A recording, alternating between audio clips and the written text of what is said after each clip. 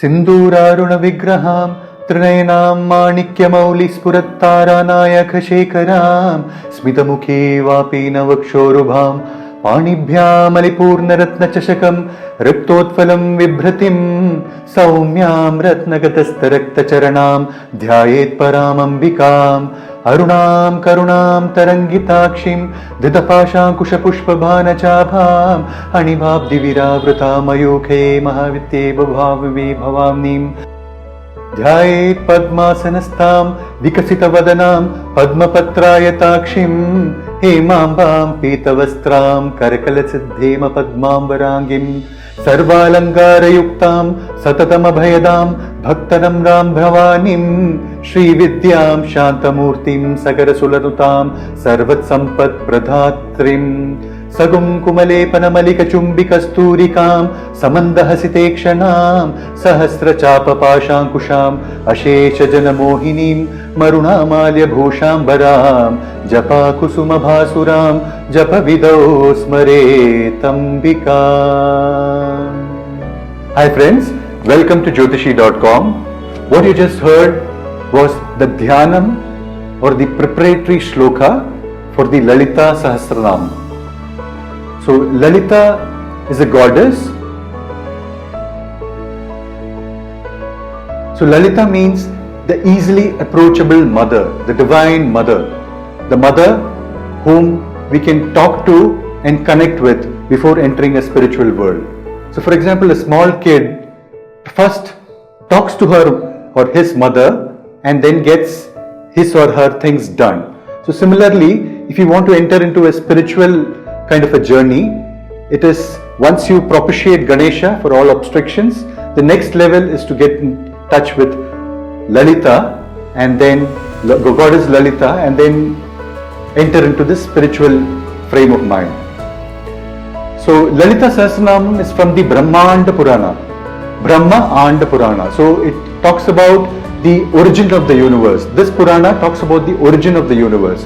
Brahmanda, the golden egg, the Hiranyagarbha. So on the lotus, Brahma and came out of the egg, and the lotus is in the navel of Lord Vishnu.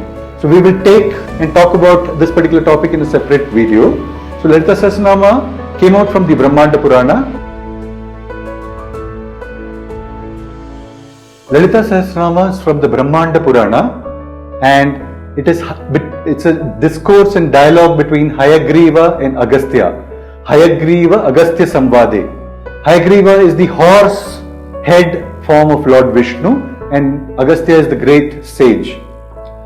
The Sahasranama starts with beautiful names like Shri Mata, Shri Maharagni, Srimat Simhasneshwari.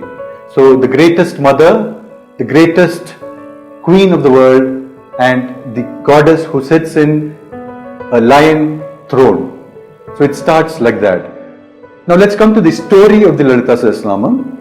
The Lalita Sahasranam story starts with Daksha Prajapati not inviting Lord Shiva for a great yagya, and Sati was really upset. Sati, who is the wife of Lord Shiva, was really upset with this. Shiva was insulted, and then what happens is Sati gives up her life and Lord Shiva goes back into deep penance. And at this point in time there was a demon king called Surapadma who was kind of creating havoc in the world, and the gods wanted Shiva to come back into reality from his meditation, and they assigned Kameshwara, the lord of the love and lord of Kama, Kameshwara, to Manmatha. He is also called Manmatha, to attract Lord Shiva. So Kameshwara or Manmatha tried to wake Shiva up, but Shiva got angry and he burnt him into ashes. But then his wife Rati, kind of pleaded with Lord Shiva and requested him to, make him come back to life. And then what happened was, through the ashes came Bhandasura. Bhandasura created havoc in the world again, and Lord Narada suggested to all the devas that we should conduct a yajna, a fire sacrifice, and through which came the goddess Lalita. Goddess Lalita, Chidagni Gunda Sambhuta Devakarya Samudhyata. So she came out of the Chidagni, the fire, and she came in primarily for the purpose to restore dharma for the devas. So that is the story behind the Lalita Sahasranamam. Finally, she got married to Lord Shiva. Goddess Lalita with her army of 10 strong queens like Anima, Mahima, etc. Destroyed Bhandasura and restored peace and tranquility in this world. She then merged with Lord Shiva and she resides in Srinagara.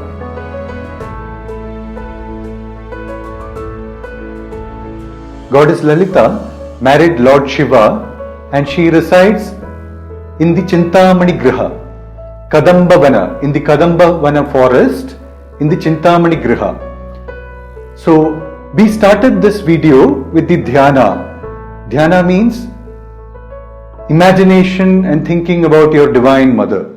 So it primarily talks about the Divine Mother. So before you chant the Lalita Sahasranamam, the 1000 names of the goddess Lalita, it is advised that you kind of imagine goddess Lalita in your mind.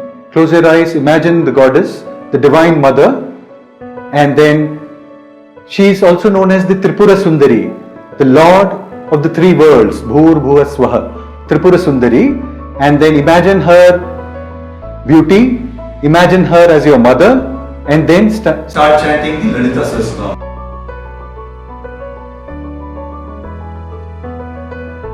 It is important to chant the Lalita Sahasranamam, imagining the divine goddess in your mind. And once you start chanting, you would definitely see the benefits that come into your life.